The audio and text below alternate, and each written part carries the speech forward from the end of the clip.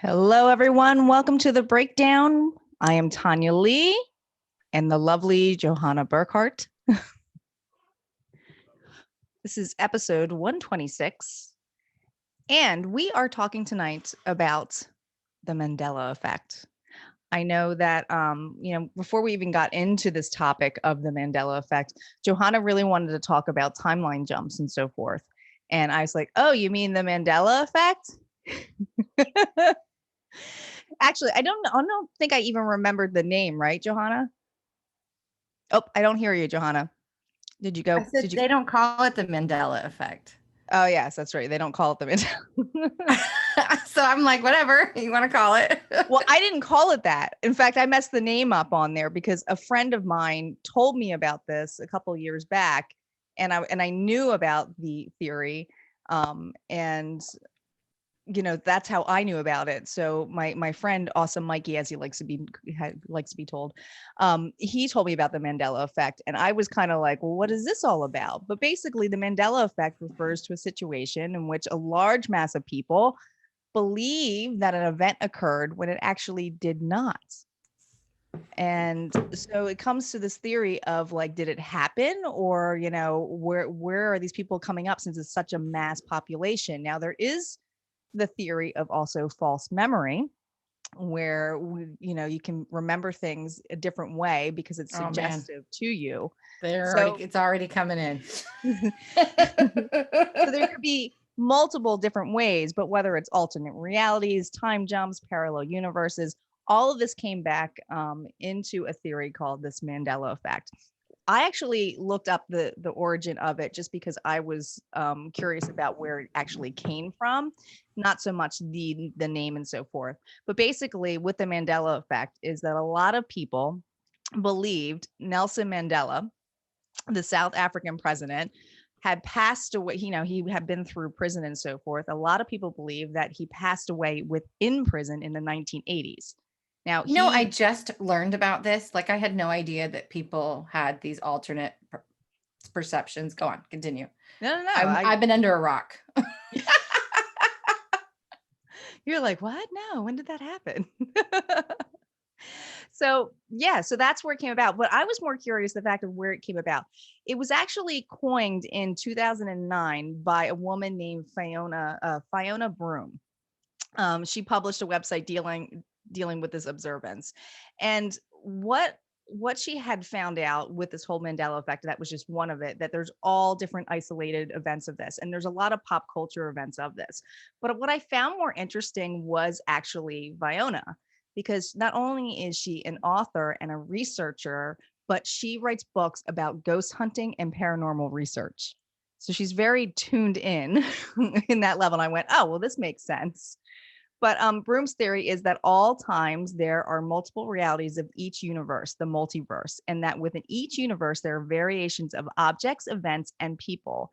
So memories of those incorrect shared moments are really not false. They are just instances where parallel universe crosses paths from an instant, meaning a blink of an eye, meaning like you can remember something because you were in that timeline at one point and then switched over. And I went, oh, this reminds me of an old show that I used to watch growing up. And I used to watch, and I don't know if anybody's on, Quantum Leap? Is it Quantum Leap? No, there was a show called Sliders. Do you remember that? No, but now I really want to watch Quantum Leap again. Yeah, Quantum Leap was a great show too. It was a great show. There was a show on Fox called Sliders. It was like, I think it was like 1995 to 2000. It had Jerry O'Connell in it. It was basically a bunch of travelers who went through a wormhole, and they were in different universes. Okay. And for example, they had one episode where they're all trying to escape this universe, and the lights, and it was a great episode. The lights were, if it was red, it's stop, it's green, go. Well, they were in a universe where it was opposite. So they kept messing up the traffic. It's just great. But like that to me, I was like, oh, that's the Mandela Effect. And the fact that Viona, put a name to it or made this, pop culture name to the Mandela Effect in 2009 after all of these, this theory has been around. It just was never really named until this became this pop culture viral event, basically. So I always thought that was kind of interesting. Well, it's funny because when you were talking, and I told you they started coming in, so now I got to kind of put it all together. But when you were talking about, I don't know what you were talking about. What I know is from what I'm receiving is this is funny. Our cells have memory. You'll often hear, like when I do a transmission, I'll say like cellular memory. Each cell in your body is a memory bank, and it can literally be rewritten at any time. It's the most awesomest thing ever. But what happens is people, however they react to a situation, they have their own filter, and that filter is beliefs. So if they're at an event, let's say they are at Madison Square Garden and they're within, 20 feet of somebody, and there's a big event that happens, whatever your beliefs are, whatever your fears are, whatever your conditioned programming is, becomes your filter, your belief system. And same for the other person. So how they're seeing something and how that emotional response or reaction to that, what they're seeing or hearing or experiencing, actually creates like an imprint in their DNA, but it pushes through their belief systems. And this is why you could literally be at the same event and see something completely different. And there's another perspective that they're going to give me too, because this is something that that happens to me. It's been happening more and more lately, and it's the energy of omnipresence and omniscience. It's actually something that I'm supposed to be able to access very easily at all the time, but I haven't gotten to that point yet. Anyway, if you're in a car accident, right? Or if you're in the passenger seat, or you were the one that witnessed it behind it, you only have this one perspective. If you're the helicopter that happens to catch the accident, right? Now you have all these other perspectives. So the story can be told all these different ways and have all these different perspectives. So in a way, just that perception or the way that you perceive something will change. And the other thing that they're saying is that the mind actually doesn't like blank spaces. So if there is a blank space in that memory, it's going to put something in there that you picked up from anywhere in your childhood. So again, then it alters that memory or that whatever's happening. Oh my God, they're just going to go on and on. But I think that I'm going to give a personal story here, because this is actually kind of, I think, what sparked the whole thing. When I launched my I Am Awake movement, the logo is a triangle. Okay. It's just a triangle. I think it's got some lights behind it or something. It's nothing, ridiculously overdone. And one of the girls she's a friend of mine. She's a former student. She was a part of the launch. She has shared her story. She was sharing it out, and she comes back to me and she said, I'm getting a lot of good responses, except I keep hearing from people, the only issue with your movement is that the logo is a triangle. And I was literally dumbfounded, because I was like, what do you mean? It's a freaking triangle. Do you know what a triangle represents? It's like, it's perfect balance and harmony. It's 3 equal parts. It's balance, it's strength. Like, that's a perfect sacred geometry for the movement. And she's like, no, that's not what it means. I'm like, it's not. And she said, it's what is it? The Illuminati. The Illuminati, and the whole thing with the singer and the clothing line and the new world or whatever. And I'm like, what? Like, it's a triangle. But the whole thing is I don't believe that. I don't play in that field. Like, that's a totally another dimension. All right. It's a totally different timeline running that I don't see at all, because I don't believe in that. I don't perceive a triangle to be that. I don't resonate. Perception. Yeah. I don't resonate on that frequency with people that do. And so literally oblivious. And I was like, you can tell her what a triangle really is. That's my response to you, because I had no idea that this was a thing. Yeah. And there's also when you had mentioned the gaps, right? Yeah. In psychology, for false memories, the anything that has been done on the research that's been done on false memories, which is it was not just part of Sigmund Freud. There was another person involved too, but I don't know the name off the top of my head. But they were stating that with false memories, one of the things is if you are insinuating something. Okay, so one example they gave is if you ask a question in a specific way, you're trying to put truth to something when you ask it. So your brain basically tries to fill in the gaps. They see something truth. And this comes to the fear and flight mode too. It's like a survival thing. So for instance, they were said some in the line of, you have a blue wallet. What shade of blue is it? So the people who are thinking of that question goes, okay, I have a blue wallet. It's got to be a shade of blue because that's what their brain's doing. But the wallet that they're looking at is green. But they will automatically try to say something that is blue. So it was kind of this weird perception of theory on how the twist it is on how things are presented to people or questions are asked. And it is true because it kind of puts you in that thing of like, okay, if someone asks you something on the spot of what it is, and that's what I liked about the Mandela effect and when my friend was doing it, because he was stating certain things to me and giving me an example of what it was. And we have a bunch of examples here. We found an article here on Good Housekeeping. And I thought it was really interesting. They had one on here with peanut butter and said, what do you call this brand of peanut butter? Is it Jiffy or Jif? What would you call it? Jif. A lot of people think it's Jiffy, but it is Jif. So the other one was Looney Tunes. The cartoon Looney Tunes. Yeah. How do you spell tunes? In the emblem where they have Looney Tunes. Yeah. How do you spell tunes? Toons. It's actually Tunes. Well, there you go. And then you go. And then so he did all of these tests on me, right? And I just remember going, well, that's not how it's done in my dimension.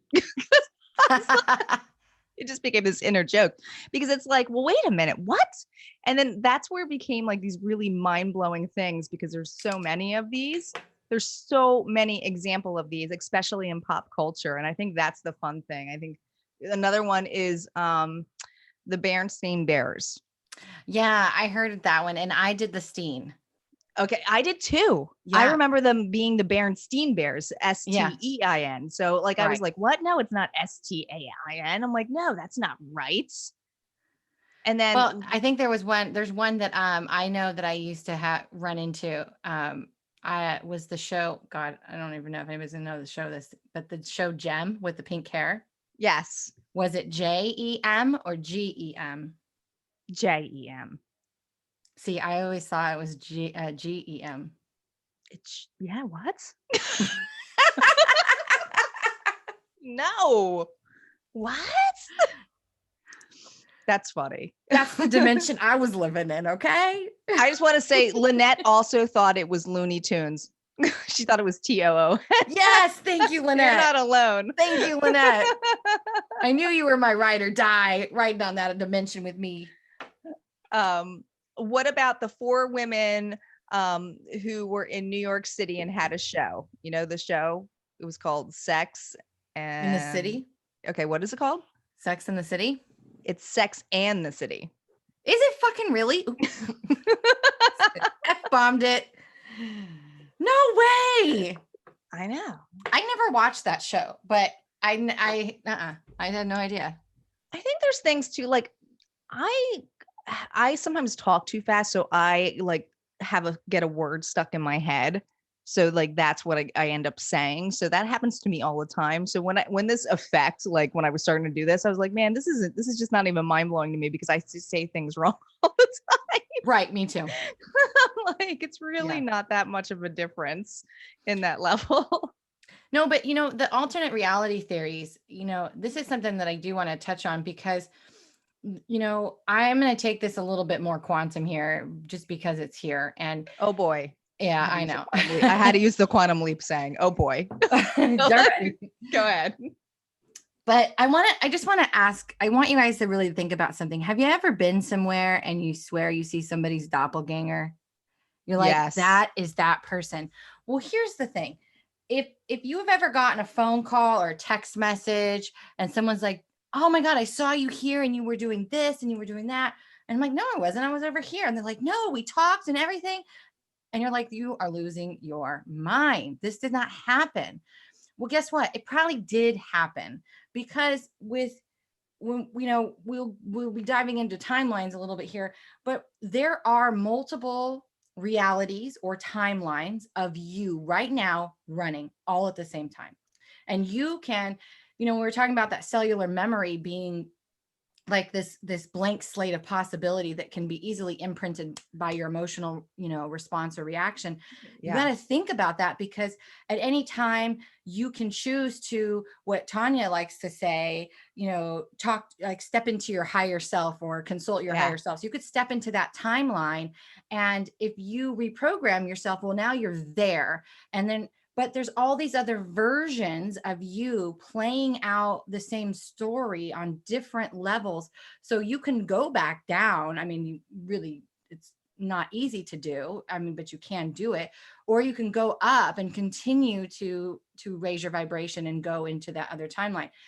And the different timelines aren't necessarily, okay, so I didn't know this. I'm just learning this right now.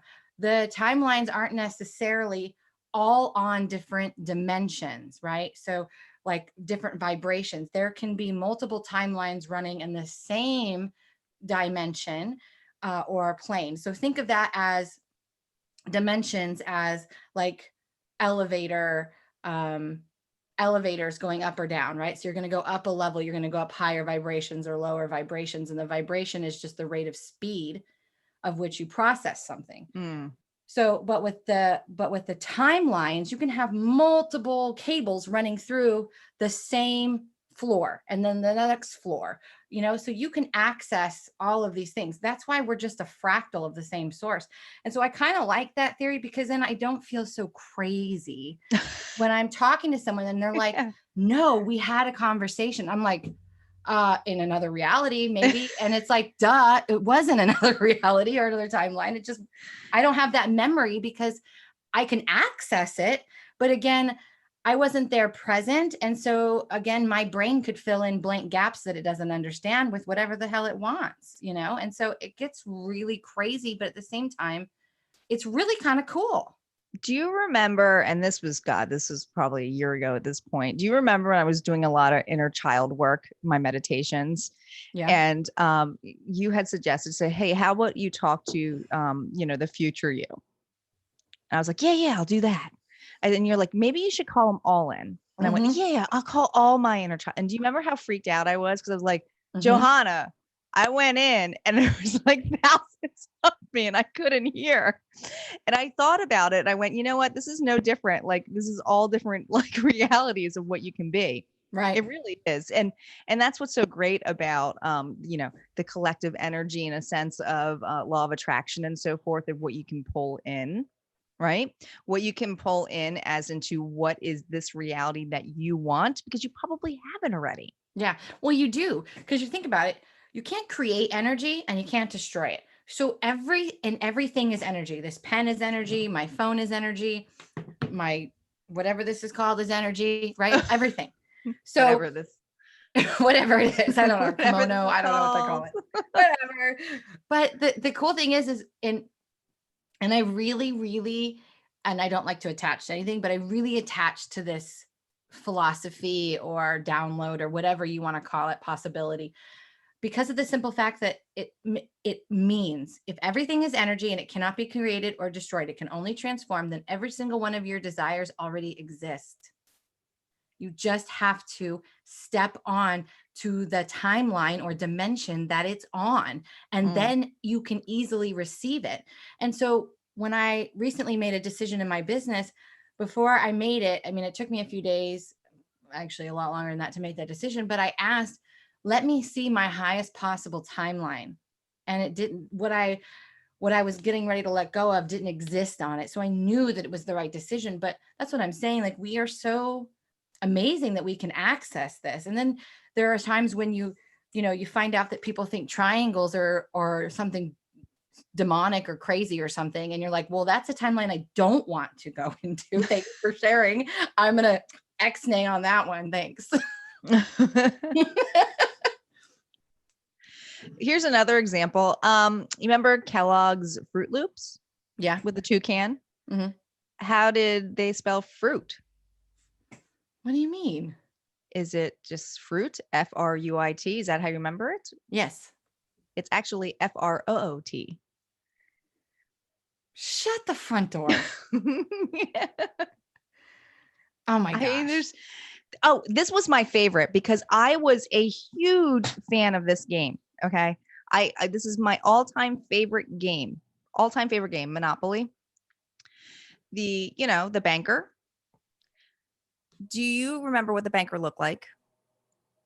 He had the top hat, his little money bag. Yeah. Do you remember him wearing a monocle? Like a round pendant thing? Yeah. Yeah. He didn't. But I remember him wearing a monocle too. And I'm like, what? No, Maybe wore he a was monocle. holding a coin and it looked like one. No, it didn't. Listen, I'm comparing it. I'm like, there's no coin, there's nothing. And I'm looking at the one that has the monocle. I'm like, no, that's the one I remember. Huh. Yeah, me too. Oh, and the other one that was really cool was Fruit of the Loom logo, the underwear. Mm-hmm. Do you remember the cornucopia behind the fruit? Yes. It wasn't there. It was. You know what this almost makes me want to do? Like, go to the store and prove that it was there. I'm gonna go find a Fruit of the Loom bag. So there's so many of these like pop culture things where people are like, yes, I remember that. But it's also hard too, I find when people are asking you on the spot, it's that suggestiveness. Like, do you remember this? And you're like, yeah, is this wrong? Well, is this supposed to remember this? I mean, again, with the blank cells, power of suggestion. This is why sleeping at night, listening to hypnosis or, your mantras or whatever you want to reprogram yourself. That's why I do it in my sleep, because I'm like, I'm going to utilize that time. Yeah. So there's two versions of the Star Wars C-3PO. Now I know this one, so this one didn't even faze me. I was like, what? No, what are people thinking? So there's some people that believe he has he's all gold, and others that he has a silver leg, a right leg. Yeah, I never paid that much attention. You never paid that much attention, but it's silver. It is. He's not all gold. So I actually got in a big argument with somebody one time who was trying to tell me that he was all gold. And I was like, what are you talking about? He's not. And keep this in mind when you're arguing with people or when people give you because remember, your truth is your truth and my truth is my truth. And it's only because the same truth can be perceived differently, completely. Oh, that's true. So just accept that both of you are right and go have some cake. Oh, Forrest Gump. Okay, what about it? That movie. You know Forrest Gump, right? What's the ultimate line? Jenny. With chocolates. With chocolates. It's the other line. Jenny, run, Forrest, run. Life is a box of chocolates. You never know what you're gonna get. What is it? Life is like a box of chocolates. You never know what you're gonna get. It was like a box of chocolate, not like is like a box of chocolate. Well, in my defense, he didn't talk very good. Life's like a box of chocolates. I can't even. I'm not good at impressions. I should have my son. And you know what? This one really confused me because this is what I always remembered as a child was Snow White was Mirror, Mirror on the Wall. Yeah. I'm like, no, it is Mirror, Mirror on the Wall. She never said that. No. She never said mirror, mirror on the wall. What did she say? She said magic mirror on the wall. No way. For real? I was like, no, I don't want to go watch it right now. Mirror on the wall. I wonder who made that up. That's what I'm saying. Like, it's like, how can so many of us remember it a certain way? Because we were And all that's partying together. We were all cruising on the same freeway. they're cruising a lot of them. And the other one, and you probably didn't see this, was Silence of the Lambs. I have seen it, but once, and I really didn't pay a whole lot of attention because The famous line is "Hello, Clarice." that's the It's famous line from the whole movie. yes, it's like that's what people think it is, but actually, it's not "Hello, Clarice." It's "Good morning." That's basically what he said. Good morning, Clarice. There's nothing of this. Yeah, there's so many of these, and the other one I had here. This one was one of my favorites. It was on the Queen. We all think of Freddie Mercury belting out "Of the World" at the end of "We Are the Champions." I remember him saying "Of the World." We Yeah. are the champions. He never Where's did my it. husband when you need him? He knows that song by heart. Yeah, he doesn't say "Of the World" in the end. He What never does he belts that say? out. He just says "We are the champions" and just kind of goes off. I had to listen to it. I had to go back. I'm like, no. He Is says it in the "Of the chorus World." somewhere? No. He never says "of the world" ever. I think we should put this on iTunes right now and hash this out. He doesn't end with that. He doesn't end with it. Maybe he said it at one point, but I don't think he said. I think it's got to be in the choir, in the chorus somewhere. It's got to be. There's so many of them.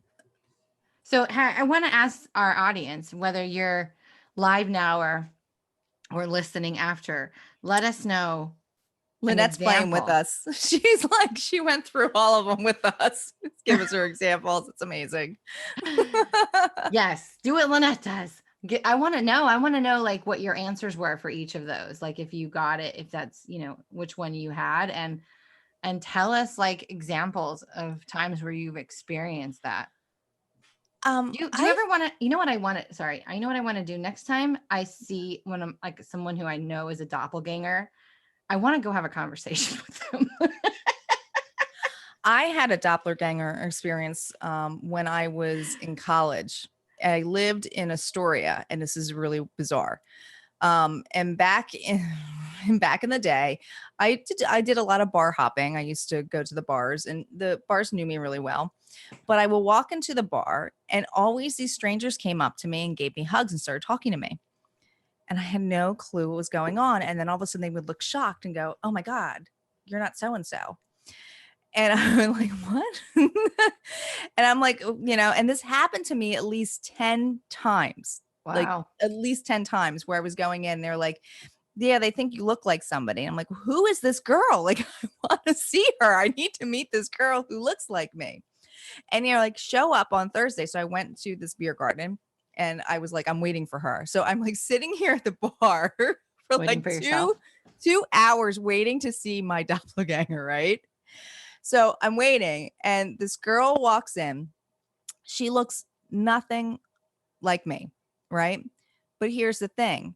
We sit down, we order the same beer, we laugh the same, and we have the same kind of gestures. And I was totally freaked out by it. Because I was like, I can see now why people thought it was me, but it's really not me. And it's like a face blinding thing that happened. And that people do have that. People do have face blindness where they can't, go on there. But it was really interesting on there where people thought that was me. I'm like, she doesn't look anything like me. One thing I was noticing yesterday, and I think this comes down to more of your design, and I'm going to use human design terms for this because it's not so much about race or even gender or nationality or any of those things. When it comes to your design, like last night we were at my in-laws, and her brother's ex-wife came down to visit. And I was sitting there, we're having a conversation in the kitchen, and I'm watching her and the way that her face moves when she talks, and the way that she moves her hands, and just everything about her, even the way that she composed a sentence. And I was like, I love to be people watch and observe. It's like one of my favorite things to do. And I'm like, oh my God, this is my friend in San Diego. And when we left, I said to Paul, I said, that was Kim. He goes, what do you mean? I go, like, I wanted him to tune in back to sitting at the table and watching her. And like, if you didn't know any better, if you didn't know that wasn't her, you would totally think it was Kim. But that's the thing, when you start looking at people by like the type of design they are, the way that they're composed and structured, you start seeing like groups of people where you could all 10 of these people could be the same person with just a different face or a different outfit on. Well, And I it mean, was that can crazy. happen even with events too, though, and can Yeah, happen with environments as well, where you think you've been somewhere and you haven't been there before. right. So the same concept of that is like, is that, you know, a sliding incident of where you walk into another wormhole of something, or is it just that, you know, you have the memory of something that's collective? And that's a real thing too, the collective memory. That's Mm-hmm. that's that's tricky because I pulled in a piece of collective memory that I was meant to help heal, but in the beginning I couldn't discern whether that event happened to me and I had no memory of it, or if I was pulling it in, because we do black stuff out, right? I blacked out a lot of my childhood. Hmm. So you think about that. So when I was feeling into this energy after I woke up, I was like, okay, did this really happen to me? Or am I Did I make this up? right? Or am I feeling this because I'm meant to help the collective heal it, right? Maybe I experienced it in another timeline. I Or, think too, with our memories, and I know this has happened to me, because as you develop and you learn and you go through your journey of life and you kind of reflect back to the past, your story doesn't stay the same. mm-mm. So you have different perceptions of it now than what you were at that time frame, because you're just not developed in that sense. You didn't have those experiences. But what's weird to me is when you have somebody who starts remembering something entirely different from what actually happened, and you're like, are you just rewriting history? What's happening here? Like I don't understand. But I have witnessed it happen where people have this memory of a past. And I'm like, listen, I was there. Yeah. That's not. And it's like, do you just accept it? Like, do people feel, and I know I struggle with this sometimes, you know, it's like, I know that didn't happen, but I'm not going to sit here and fight it or, you know, deal with it. But do people feel that way as well? I'm sure there's others out there too, of our listeners, that get frustrated with it, because you're like, I know that didn't happen that way, I or they're used to. insistent. I used to. And there are times where I still will. But I think the most of the time, the reason why we even get defensive is because it creates doubt in us that Hmm. like we're crazy or we made it up or whatever, and we start fighting for our truth. But that's why I like to remember that the whole accident helicopter thing, because the same exact accident that story could be told a completely different way than Mm. how you witnessed it. The same exact event that you were at, that you were there, because of the way that they were viewing it. It could That's a change really the good point. whole entire narrative. And so in that moment, you're like, when you think of it that way, you're like, well, again, nobody's ever right or wrong, because it's just the way that they're viewing it, and the filters that you're pushing it through. Yeah, I definitely less resistant on it, in the fact where I used to try to argue with it, like I have to prove my point. Where now I'm just like, you know, Okay. it's just like, okay, it is what it is. I'm not wasting my energy on that. If this is what you believe, I'm not gonna like, Oh, it's, you know, it's your perception. It is what it is. It's one of the reasons we do this show, is we want to expand people's mind. We know that everybody's not going to agree with the stuff that we put up here, and some of you guys are going to be like, I don't even agree no. with some of the speakers we've had. We've had speakers on here where I'm like, that's not what I believe or what I receive or Yeah. whatever. But again, there's going to be people that resonate with them too. So who am I to say that that is not their truth? Yeah. That's why we always say we have questions. Yep. Because it's like, okay, well, I'm curious. Let's go a little bit deeper in here as to how you think about this situation. Yeah, for sure. The other one, this was a good one, was, you know, the famous bear with, you know, being with fire, right? With fire preventive. You know, the bear with wore the hat. I'm always Does he telling have a you, name? yes, Smokey the Bear. it's Smokey Bear, There's no but the. there's no the. I know it as Smokey the Bear too. Well, I think they just forgot the. I am with you on that. I'm with you on that for sure. Yeah, there's a bunch of them, and there's so many of them. I'm curious as what other people think as well. Lynette says, people tell me now that I have gone through an awakening that sound, act, and look just like my mom. That happens a lot. You know, like so I never thought I looked like my mom ever. I always like had more of my father's genes in me. And when I started to really find myself and heal a lot of things, including with my mom, including issues I had with my mom, I started to resemble her a lot more. And I realized and we always had some stuff in common. That's probably why we were, not always agreeing on situations, because we were so alike. But I did find that I started to look like her, and I saw more of myself in her that it would freak me out. Well, if you think about it, when you healed those aspects, you accepted, right? When you accept, what are you doing? You're bringing it into your cells, into your body. You are integrating it, and so then, of course, you're going to be embodying those aspects that you once rejected. And so it makes perfect sense with anything. Like, you just, when we just accept stuff, we just embody it. We embody it and integrate it, and it becomes a part of us. So of course you're going to start looking like your mom, or talking like your mom, or however that is. And I think it's kind of cool when you think about it. Yeah, I mean, I love it now, but before I would have been like, I never looked anything like her. What are you talking about? Now I'm like, oh, I do look like, But that just shows you the power of healing. I mean, that's a great example of how, when you heal and you integrate, you bring back those aspects that you rejected. Because, they're all like, even when we're talking about multiple timelines running congruently, and, and almost kind of like having that hive mind aspect, even if you weren't there and you experienced something, or, an aspect of you on another timeline experience something, you have access to that memory. So if someone was to say it, it can resonate because it's something that's within your consciousness.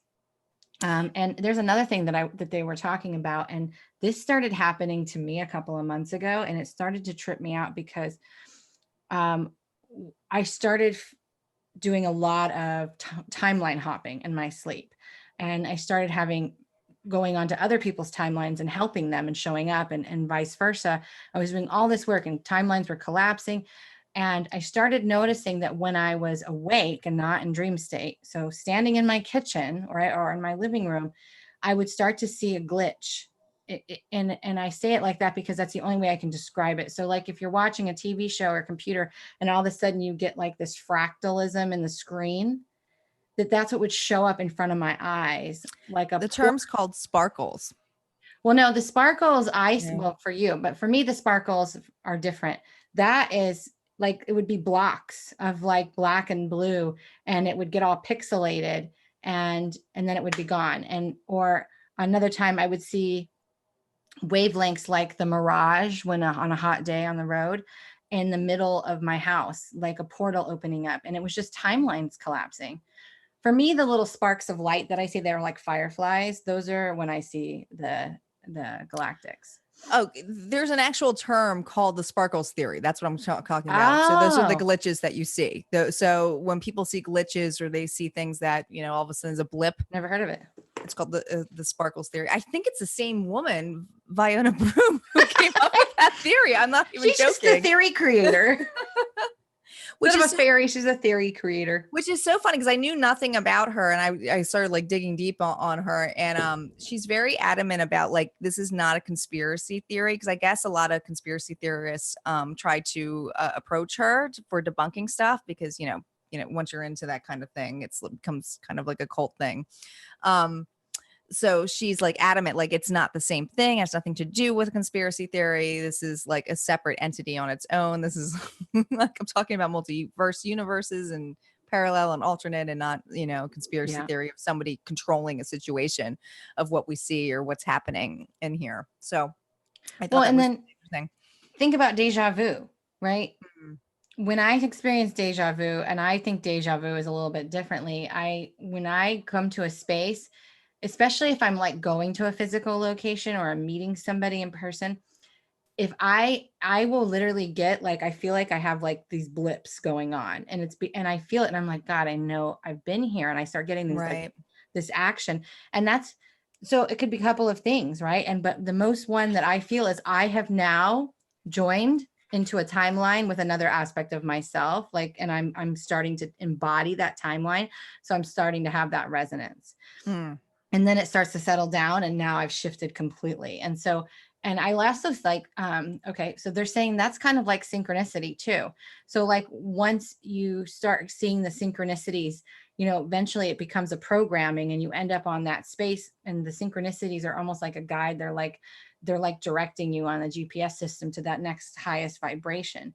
And once you get there, then the synchronicities calm down. And then, we go through these fluctuations where we're like a day where it's like synchronicity city. Well, here you are, you're following the breadcrumbs and stepping onto that next timeline, and it's integrating. So then once that you've integrated into that space and kind of anchored in, or whatever, then the synchronicities calm down.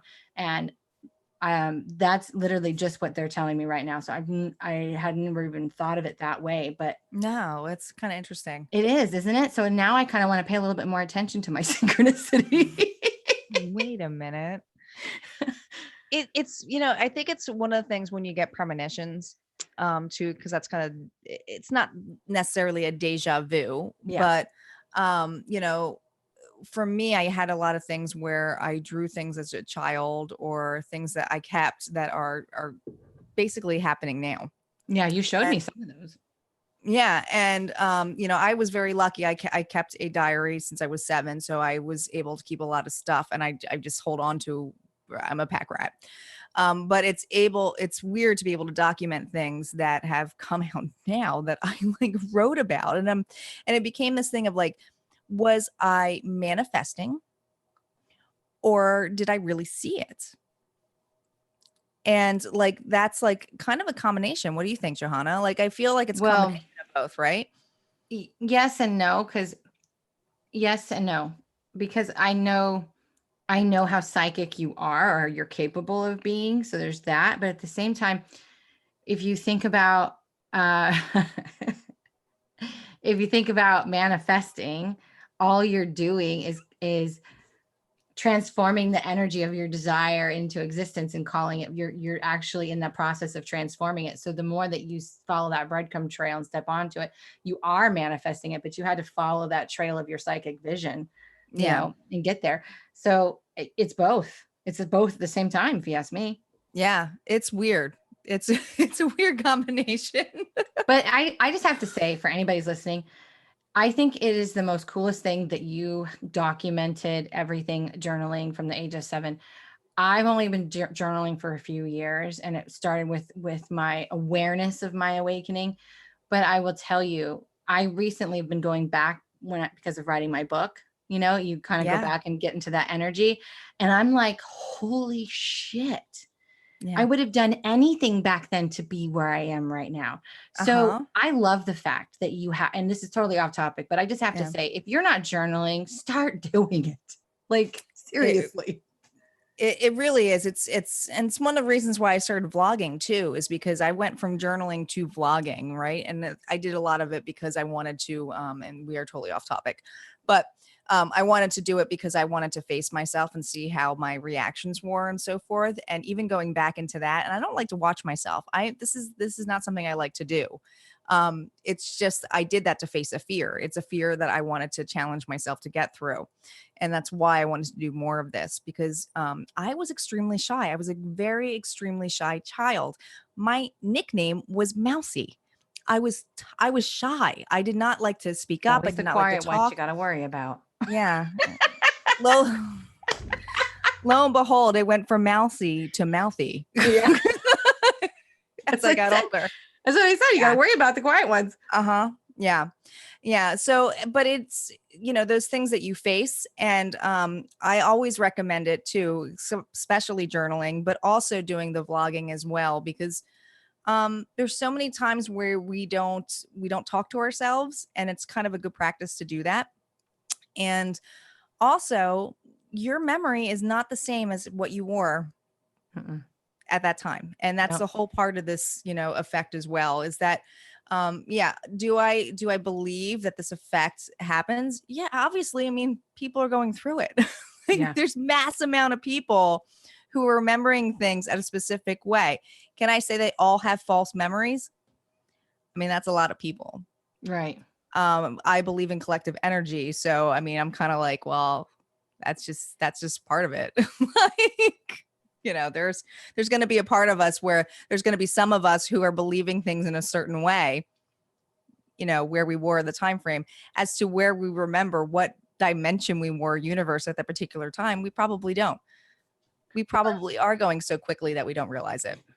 There are months and longer than that are complete blurs to me. But we weren't really off topic, they were saying, because if you think about going back to that cellular memory, you are able to rewrite it any which way you want. And in the clearer the memory, the clearer the beliefs, the clearer you see things. So the more you release the beliefs, the cleaner your filter is, and you're more open to possibilities. And so when you face your fears, when you journal, when you talk to yourself, when you vlog to yourself, when you, whatever you're doing, when you're doing the work to face and integrate those aspects, you become what people like to call clear channels. You become clearer, your filter becomes clean. And then you receive information and you're not judging it or gripping onto it or denying it based on your belief system. So it actually does kind of tie it together, because the timeline theory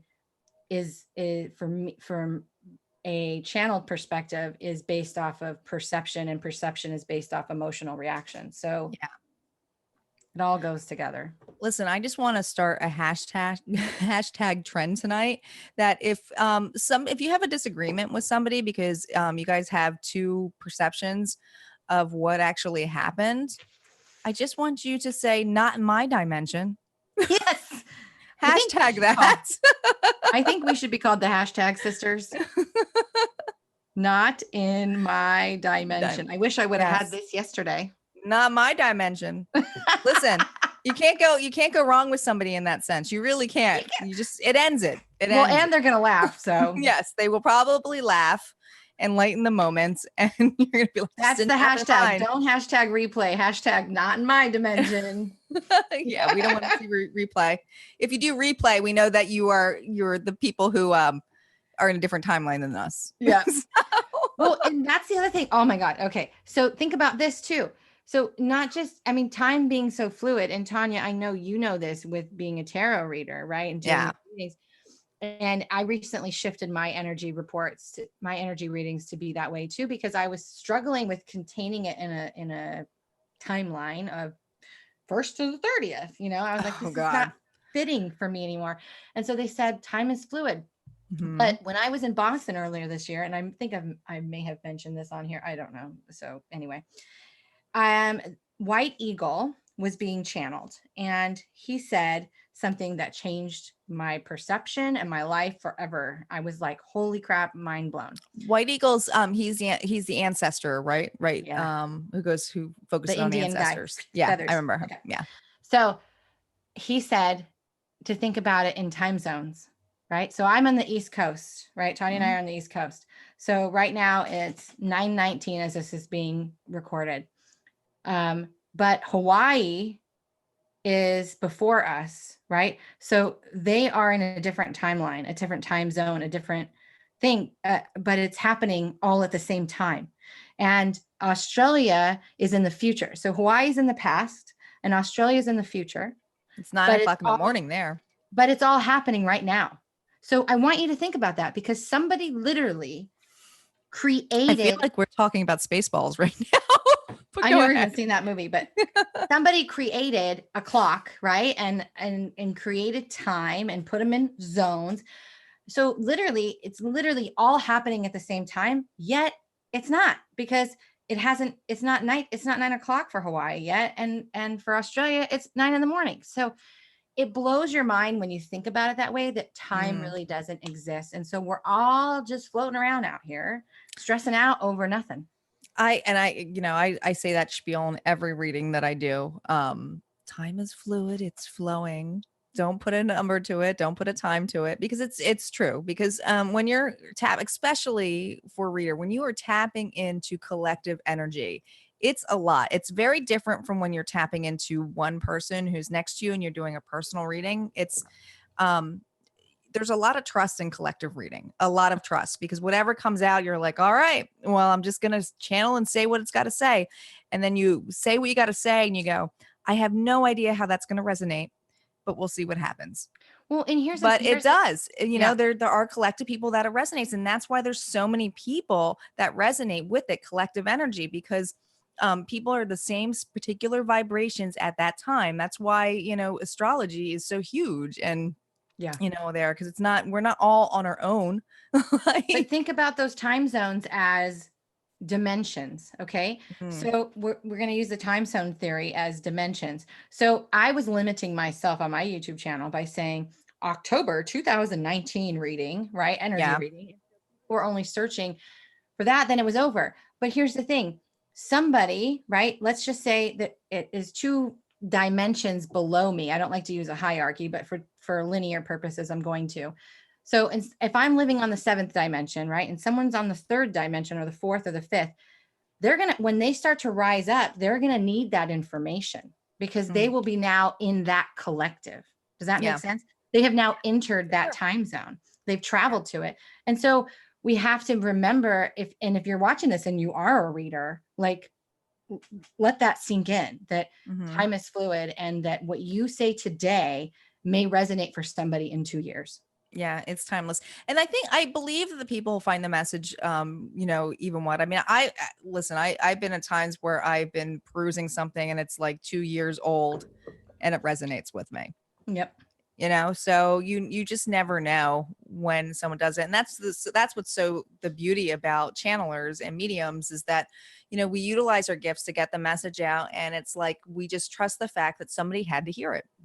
Right. And it will come to them when they need it the most.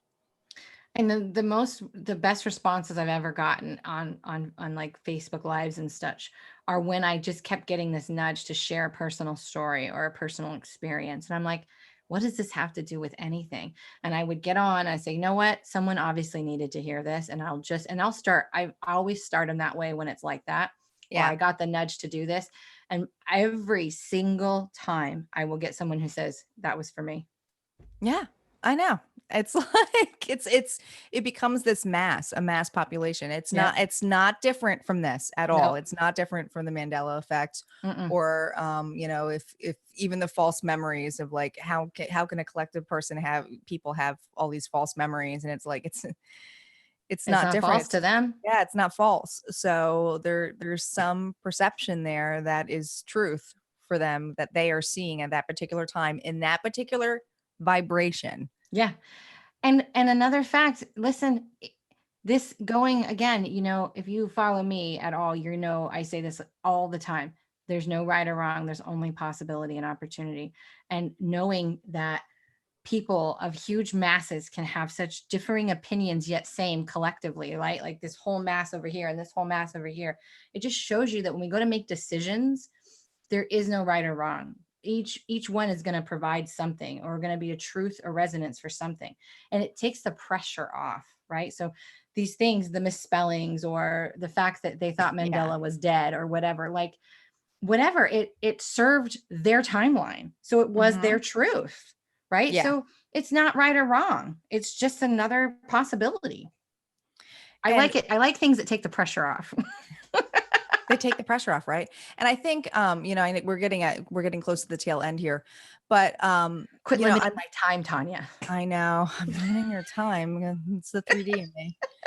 I want to bring up you, Johanna, because this week, this week you had a big movement for yourself where you had decided to, you had a closed group that, you My Soul Revolution that you had run for quite some time, and you decided that you were going to close that and become public and just, you know, you are public already. You are on YouTube, you are on already these facets, but there is a tie to this. And I think it's really important for people to know this. When there's this trust level of knowing that you have to be upfront and being able to channel and give these messages so the collective can hear it, and that they are not hidden behind walls or closed in a group where you're only getting up to a specific amount of people. You made that jump this week. Yeah. And I think that's awesome. And in the level 2 for other people out there who are readers, channelers, mediums, that if you are fearful of stepping up or not telling your story, or that you don't think it's going to be inspirational to anyone, doesn't mean you have to be a medium. Maybe you're just inspired because you lost weight, or you've had an incredible story and you've been through a lot, and you not necessarily want to tell, you know, just, you know, you're used to just telling a couple people, but people are inspired by it. You have no idea that if you went up front and you just let yourself be authentic, how many people would be impacted by that. No idea. You would be blown away by it. I know I am. I know Johanna is. I got a lot of mixed response from that, because people were like trying to, I don't want to say place pity on me, because I didn't feel it as pity, but I feel like they almost felt like maybe some of them felt like it was their fault. Like, why is she leaving us? Why is she going out of this space? And I wanted to make it clear, it had nothing to do with the people in the group. And there was only 300 and some odd people in there. And let me tell you, this is the third time in 2 years that I have closed a Facebook group. And every time I've reopened a new one and just thought, oh, let me just refresh the energy, or maybe call in new people. But this time was different. I had no urge to open another one, and I no longer wanted to even post in the group. And it had nothing to do with people. I felt stifled. And I would be giving, you know, channeled messages or energy transmissions or whatever I was sharing that day. And it was constricted to those 300 people. And if those people didn't go out and share that information, then nobody would ever see it. And I thought, I was literally holding myself back, and I couldn't. I was feeling claustrophobic. I had to say no more free closed group. I have to be on the collective level. I have to just be able to I have to let the water out of the dam. It has to flow. It just has to flow. It can't be held in anymore. So my question is how many people are going to be in the timeline where you're still in the group? That's a good question. Right? It is a good question. But see, now I would say if I archived it, I could see that. But, or people would be like, I didn't even know you closed. I mean, I don't know. That's a good question. Right? I mean, this is like one of those things, like where people will be talking about your group and you're like, I'm not in a group. What are you talking about? I don't have one of those. What do you mean? Not in my dimension. I don't know what you're talking about. Not in my dimension, sister. Nope. But I just had to get out. But that's a great example. And but not everybody received it well. And other people were like, I'm so refreshed by your authenticity, because again, we are conditioned people who believe we have to operate businesses a certain way. And that rule, once you get into these upper dimensions, there are no rules. Yeah. There just isn't. I guess that's freedom. It is freedom. There are no rules. I don't follow any structural business programs. And I spent a shit ton of money learning everything there was about business. And I was like, in the garbage. Yeah. You know, because it just doesn't work for me anymore. Yeah. You got to do what's authentic to you. I mean, what's authentic. And that's the thing, you know, when people say, I can teach you how to do this and blah, blah, blah. And listen, if you have a really good coach, they're going to teach you what feels right to you and what's authentic to you. Mm-hmm. They're not going to tell you like, be my doppelganger, or this is how you're going to do it, because that's not really serving you. Mm-mm. Because we're all built, we're so unique. We're all different.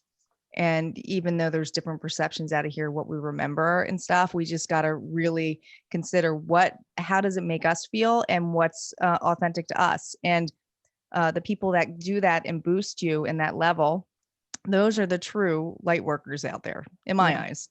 They are. And they're not afraid. They're not afraid of sharing. They're not afraid of walking collectively side by side with you. There's no competition. And so, and that's the other thing, like we talk about the no time thing and the timelines and all that. We're all channeling the same source. We're all doing the same. We're all on the same damn mission. Like, we just have to realize that we're at different levels within that mission, different spaces in that circle, or on the elevator ride. We're at different levels, and we have different filters. And so I don't care if someone else on the same timeline or a different timeline has already taught it or done it. It doesn't matter. It's going to come out differently through you if you're authentic and you're present. And it's important to know that. So when you think about where somebody is on their journey, where you are, and not comparing, just remember that elevator theory, right? So we're all going up to the same space or same mission. We're just at a different spot. That's it. Yeah. You're just chilling on the 5th floor.